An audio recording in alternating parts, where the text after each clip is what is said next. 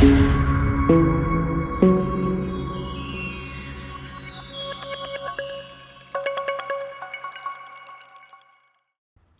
everyone and welcome back to HJW Gaming and a continuation of my commander guides.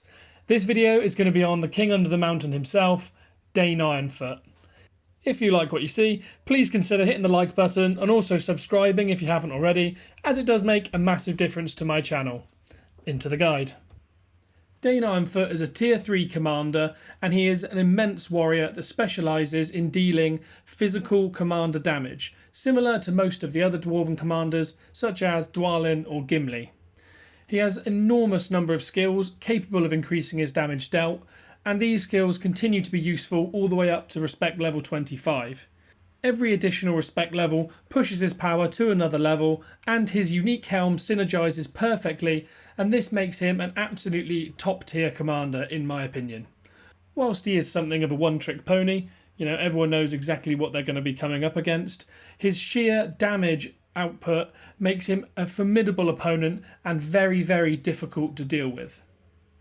So first up, we're going to take a look at what gear is best recommended for Dain Ironfoot if you're looking to use him in your Lord of the Rings Rise to War game. First up, we'll take a look at the Exquisite Gear. For weaponry, I would definitely recommend the Battle Axe with Flay, or alternatively a Mirkwood Bow with Pierce can also be very effective. Flay can be very useful if you have a slightly lower respect level Dain, so therefore you can't apply too many points into the Longbeard skill. But the Mirkwood Bow is also brilliant as it allows you to gain additional might but also gain another facet of damage through the Pierce skill. For chest pieces in the Exquisite variants, there's not too much selection here. I would recommend just going with one of the two staple chests, either the Superior Hauberk with fire protection when you're facing evil side so that you can cut off the damage from alchemist bombs such as those from Witch King, or the Quilted Armour with focus protection for when you're facing good side to reduce the amount of damage you take from focus commanders such as Gandalf the White. Helm-wise, we're again looking to increase Dain's might as much as possible. The full helm is brilliant for this with melee vigour, but I actually prefer the brutal helmet with melee vigour as it has exactly the same effect, reducing damage to your melee troops so they have more survivability. It does provide might, slightly less than the full helm, but more importantly, when fully strengthened, it provides plus 3 HP, which is huge for improving your troops' survivability. And last up, for accessory, I would recommend the Hithlane with Mend. It's one of only 2 exquisite accessories which provide might, the other one being the Drums of Moria. However, the Drums of Moria are most useful for their bonus attack they give to troops, whereas in this build, the troops are not going to be dealing the damage, instead it will be Dain himself. So instead we're going to use the Hithlane for again a plus 3 HP boost for more troop survivability, as well as the Mend skill to provide a small amount of healing. For flawless gear, the Axe of Khazad-dûm with Cleave is definitely the best weapon in this category.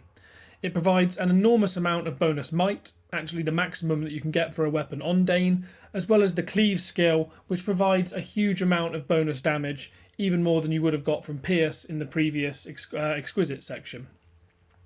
For a chest piece, I recommend the Durin's Plate with Tactical Manoeuvres, though Fortitude of Dwarves would equally do pretty well as well, but not quite as well as Tactical Manoeuvres. The Durin's Plate provides an enormous amount of bonuses to your dwarves. You get additional might and, more importantly, additional HP as well for your troops, which can improve their survivability, especially when combined with the Tactical Manoeuvres skill, which provides a damage received buff of up to 18% in the first 3 rounds. This can be huge as it means that you lose less troops in the run-up to your biggest damage hit in round 3 when Whirlwind and All-In skills hit both at once. And you want to have the maximum number of troops at this time, as commander damage scales with the amount of command of troops that you have remaining. So keeping them alive in those first 3 rounds is essential to maximise your damage. Helm-wise, there's a couple of choices. As I mentioned in the introduction, the Helm of the Mountain, which is Dain's Respect 10 unique item, is extremely strong.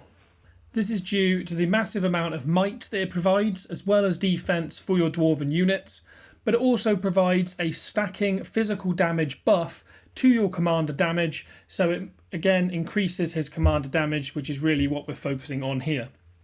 If you don't have the Respect 10 item available, perhaps due to the cost of Mithril, you could go with either the Cask of the Submerged Isle with Determination to make your commander resistant to madness, or you could use the Iron Bassinet with Arrow Suppression to make your troops less vulnerable to ranged units, such as those from popular meta commanders such as Gil-galad or Sunind. For accessory, there's a lot of debate around which accessory is the best, so there is quite a few options. First up is Erebor's Pride, which provides a large amount of might as well as up to +6 HP when fully strengthened, and both the Ered Luin formation and Bane of Evil Men are good choices for effects on this, though of course Bane of Evil Men is only really effective against evil or in non-roleplay servers. The Box of Knowledge with the Warrior speciality, so that it applies to Dain, who of course has the Warrior role, can also be very strong. The Entdraft Calabash additionally can be very good because it also offers a large amount of HP boost for your troops as well as might, and the Gift of Nature also provides additional might for Dain as well.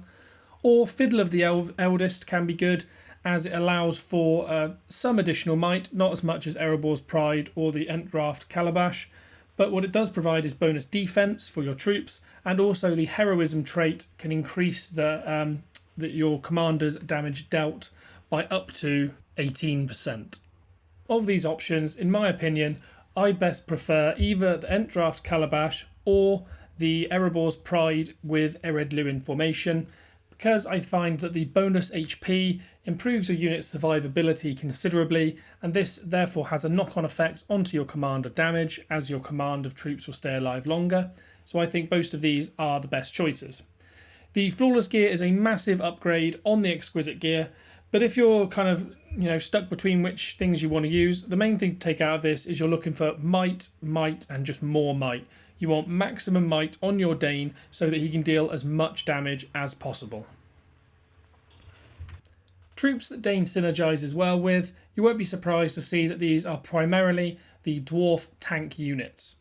So these will be the Guardian or also the Tier 4 Iron Warrior if you're playing as Erebor.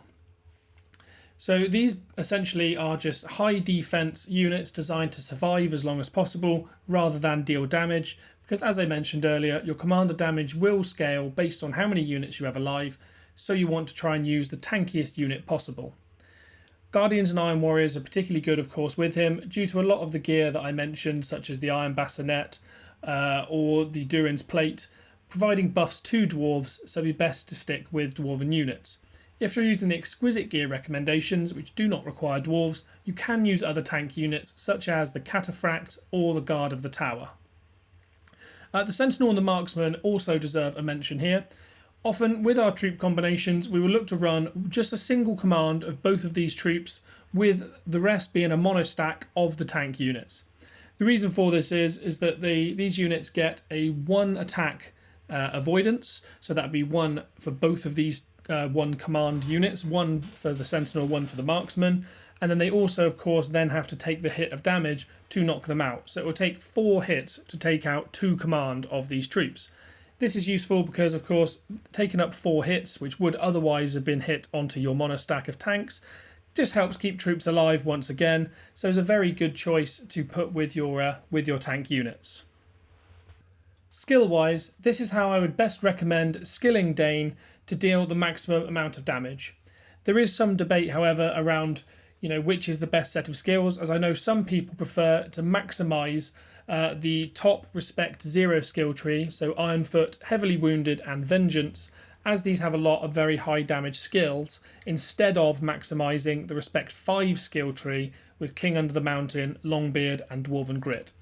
Though I find that particularly Longbeard helps massively when using Dain to cut through high defense units, particularly in roleplay servers if facing off against good side, where you'll often come up against Guards of the Tower, Guardians and Cataphracts.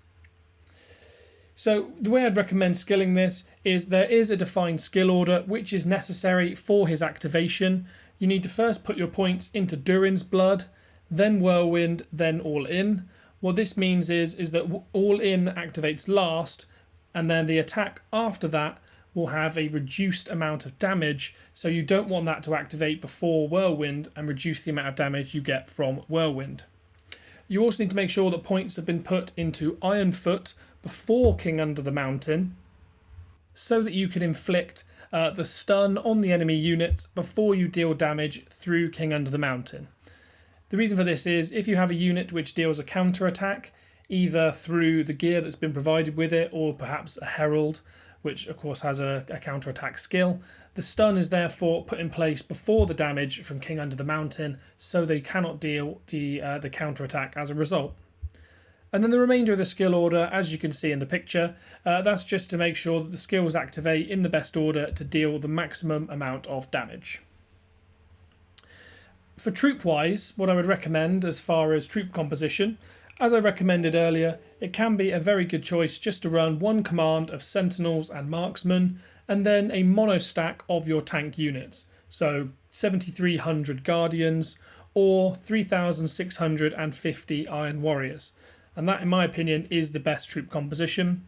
You can also kind of mix between the two, so you could run 3,700 Guardians, 1,850 Iron Warriors, and then one command of either Sentinels or Marksmen. Essentially, we're looking to take the maximum damage skills possible with a point spared for heavily wounded, and also in order to get the anti-heal, which is very strong and counters against some very good meta commanders such as Gandalf the Grey. I know a few people may disagree with these skills, as I mentioned earlier. If you think that's the case, please drop a comment down below and I'll make sure to go through it and give it some further testing. Now, into some battle reports. Now, I'm afraid I don't have a live recorded battle report to go through with you, just some screenshots of prior battle reports provided by colleagues and players that I've played with. The reason for this being that I got kicked back into Bag End a little bit quicker than I expected, so the saved reports I had from a friend in my server unfortunately were lost, of course, because the chat wipes when you go into Bag End. But as you can see from these, against both good and evil commanders, he does do exceptionally well. In particular, I do like the report against the Sauron, as Sauron can cause Dain a lot of problems if it's running the Madness build, which in this case it wasn't. But, of course, the Sauron is running Mumakil, so it can particularly show the strength of the Longbeard skill, as this will have a massive impact in reducing the defense of the very tanky Mumakil units. And additionally, you'll see also taking on other commanders which deal commander damage, such as Aragorn, King of Men, and Dwalin, with Dain Ironfoot coming out on top. And lastly, let's talk through what I think are some of his best and worst matchups. Of course, I won't be fully comprehensive here, and if you can think of any other particularly good matchups or particularly bad ones, please drop them down in the comments below and I'll make sure to read them through. As far as good matchups go, he's very strong against healing-focused commanders, such as Gandalf the Grey or Radagast. As you saw in my skill tree, we have put 1 point into Heavily Wounded, which can negate heals in rounds 4, 5, 9 and 10. 4 rounds of anti-healing makes a huge difference. You know, that's 40% of the rounds gone. And these are also rounds which are particularly triggered by healing from these commanders, so it can make a very, very big difference.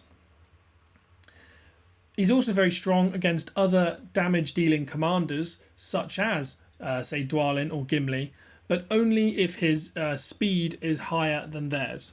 The reason for this is, as I mentioned, your commander damage scales with the amount of command you have left on your army. So it'll be particularly key the amount of damage dealt in round 3. If Dain is faster than his opponent, he will deal that massive damage from Whirlwind and All In and cut down the opponent's tanky troops, which means that then when their, say, Whirlwind or All-In spree comes, if it's a Dwalin, if they've got half the amount of command left, they're going to deal significantly reduced damage. So Dain can be very effective in this regard. And lastly, he does extremely well against commanders that lack physical damage reduction. For example, against Aragorn, King of Men, his primary survivability skill is his Respect 5 skill, which only triggers the 90% physical damage reduction after he's been impacted by a stun or madness. As Dain deals neither of these against the enemy commander, defense alone will not prevent the amount of damage that Dain can deal due to Longbeard against his tanky troops, and also flay if you're using a flay axe. Of course, these are only matchups that I consider to be particularly good. Overall, he does perform very well against the vast majority of matchups in this game. I consider him to be a very top tier commander. Matchups to avoid, he can struggle against commander stuns, which can of course limit the amount of damage that he deals through his skills.